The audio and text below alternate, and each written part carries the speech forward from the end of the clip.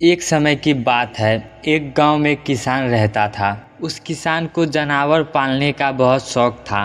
उसके पास पहले से ही बहुत सारी गाय थी जिनका दूध बेचकर वो अपना घर चलाया करता था। तो एक दिन उस किसान ने एक खरगोश और एक बंदर को भी अपने घर में पाल लिया। अब काफ़ी दिन गुजरने के बाद उस किसान ने उस खरगोश और बांदर के साथ खेलने का सोचा। उस किसान ने अपने खेत में बहुत सारे छोटे छोटे गड्ढे कर दिए और फिर उन गड्ढों पर मिट्टी डालकर उन गड्ढों को बंद कर दिया और किसी एक गड्ढे में उस किसान ने एक गाजर को छुपा दिया था। अब उस किसान ने खरगोश और बांदर को उस गाजर को ढूंढने के लिए कहा। खरगोश बहुत ही कॉन्फिडेंट था और उसे अपने आप पर पूरा विश्वास था। उसने एक एक गड्ढे को खोदना शुरू किया और गाजर ढूंढना शुरू किया। लेकिन बांदर जो था वो बहुत नेगेटिव और आलसी था। उसने सोचा कि खेत में इतने सारे गड्ढे हैं और वो गाजर किसी एक गड्ढे में है, इतना कौन ढूंढेगा। वो बंदर ये सोचकर एक गड्ढे के ऊपर जाकर सो गया और उधर खरगोश अपनी पूरी मेहनत से गाजर ढूंढ रहा था। एक एक करके खरगोश ने सारे गड्ढे देख लिया, लेकिन उसे किसी भी गड्ढे में गाजर नहीं मिला। सिर्फ एक गड्ढा बाकी रह गया था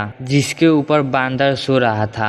अब खरगोश बंदर के पास जाता है और उसे उस गड्ढे पर से उठने के लिए कहता है। जैसे ही बंदर उस गड्ढे पर से उठता है, खरगोश गड्ढा खोदकर गाजर बाहर निकाल लेता है और अपने मालिक को ले जाकर दे देता है। बंदर ये देखकर हैरान हो जाता है कि जिस गड्ढे के ऊपर वो इतनी देर से सो रहा था, गाजर उसी के अंदर थी। वो सिर्फ एक बार खोद कर देख लेता तो वो गाजर उसे मिल जाती और वो मालिक की नज़रों में बड़ा बन जाता। ये सोचकर वो अपने किए पर पछता रहा था। दोस्तों, इस कहानी से हमें बहुत बड़ी सीख मिलती है कि हमें कभी भी अपने काम के प्रति नेगेटिव नहीं सोचना चाहिए। जैसे उस बांदर ने सोचा कि इतने सारे गड्ढे हैं और गाजर किस गड्ढे में है पता नहीं, ही सोचकर उसने इस काम को अपने लिए बड़ा बना लिया। और दूसरी सीख हमें इस कहानी से मिलती है कि हमें एटलीस्ट कोशिश भी तो करनी चाहिए, क्योंकि जब तक हम कोशिश नहीं करेंगे किस्मत भी हमारा साथ नहीं देगा। अगर वो बंदर जिस गड्ढे पर सोया हुआ था